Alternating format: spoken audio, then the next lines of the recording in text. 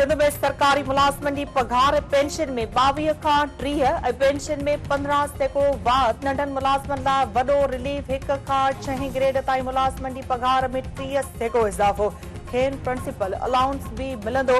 घटि में घटि पघार 30,000 रुपया मुक़रर। मुख़्तलिफ़ खातनि में 5,000 खां वधीक नौकरियूं ॾियण जो ऐलान। 26 लख घरनि खे मुफ़्त सोलर सिस्टम ॾियण जो फ़ैसिलो। हारियुनि जी रजिस्ट्रेशन करण ऐं मज़दूरनि खे कार्ड ॾियण जो ऐलान। पोती मुलाज़िमनि जे ख़ानदाननि जी माली सहायता थींदी। शहीद अहलकारनि जे पोइरनि खे 1 करोड़ रुपया ॾियण वारो फ़ैसिलो बरक़रार।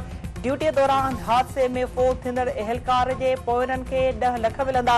सिंध जे 30 खरब रुपयनि खां वधीक जी बजट पेश। केतिराई नवां टैक्स लागू। ॾेही ऐं परॾेही सफ़र जी टिकटुनि ते टैक्स।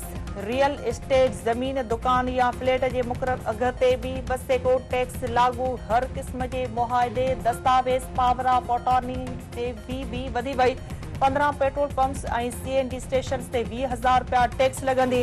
एजुकेशन फार्म हाउस ख़ानगी अस्पताल क्लिनिक गेस्ट हाउस ऐं फैशन हॉल ते भी टैक्स नेट में शामिल करण जो फ़ैसिलो। जानवरनि जे इलाज स्पोर्ट्स ऐं गेम सेंटरनि ते भी टैक्स लॻंदी। गाॾियुनि जी टैक्स ऐं ट्रांसफर फी में भी वाध। सिंध सरकार सिंध सेल्स टैक्स में भी 2% वाध करे छॾी। डिजिटल मईशियत खे हथी वठण लाइ कार्ड ज़रिए अदायगी टैक्स में घटाई।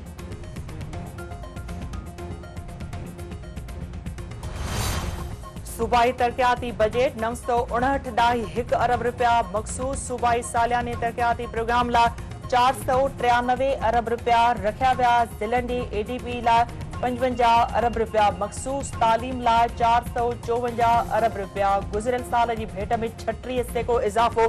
सिंध हायर एजुकेशन कमीशन लाइ 34.5 अरब रुपया मखसूस। फ़नी तालीम लाइ 6.9 अरब ऐं मुफ़्त दर्सी किताबनि लाइ 7,500 मिलियन। फर्नीचर ऐं फिक्चर्स लाइ भी 2,530 मिलियन।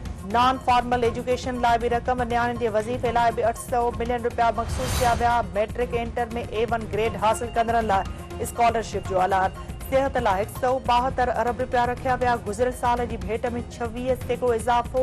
JPMC में आर्टिफिशियल इंटेलिजेंस सिस्टम लॻाइण जो ऐलान। नूरियाबाद दादू शदाद कोट ऐं इस्लामाबाद में चेस्ट पेन यूनिट क़ाइमु थींदा। कराची ऐं लाखाणे में ICU ऐं मिप ख़ास में ॿारनि जी अस्पताल क़ाइमु थींदी। गिम्स में कैंसर जे मरीज़नि लाइ थेरापी सेंटर क़ाइमु करण जो ऐलान।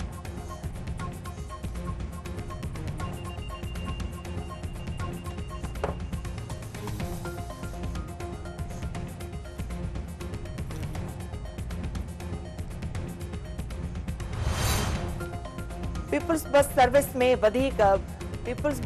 में वधीक 500 इलेक्ट्रिक बसियूं शामिल करण जो ऐलान। समाजी तहफ़ुज़ लाइ 12.26 अरब रुपया मखसूस।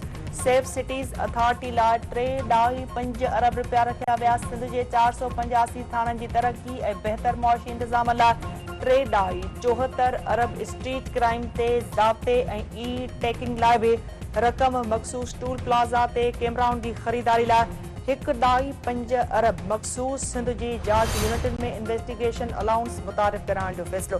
वज़ीर आज़म शहबाज शरीफ़ तरफ़ां सनअतुनि जी बहाली लाइ बिजली पैकेज ॾियण जो ऐलान। सनअतुनि लाइ बिजली जे अघनि में 10 रुपया 69 पैसा फ़ी यूनिट घटिताई। तर्जुमान जो चवणु आहे त पैकेज सां सनअती तरक़ी तेज़ थींदी ऐं रोज़गार में इज़ाफ़ो थींदो। पहिरें मरहले में 5,000 स्टाफनि जी हेल्थ इंश्योरेंस यकीनी बणाईंदासीं। फेक न्यूज़ जे ख़ात्मे लाइ सभिनी खे गॾिजी किरदारु अदा करणो पवंदो। घटि में घटि पघार 37,000 रुपया यकीनी बणाई वेंदी। सिलसिलो समावारो वफ़ाक़ी वज़ीर।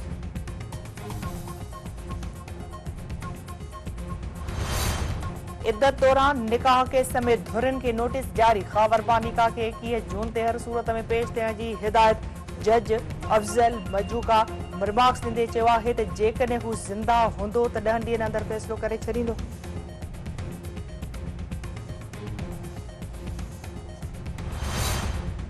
हज रुकननि जी शुरूआत। लखें हाजी सगोरनि ॾींहुं मिना आमद। हर पासे लबैक अल्लाहुम्मा लबैक जो रूह परवर सदाऊं। हज जो सभ खां वॾो रुकन वक़ूफ़ अरफ़ात छंछर ते अदा कयो वेंदो।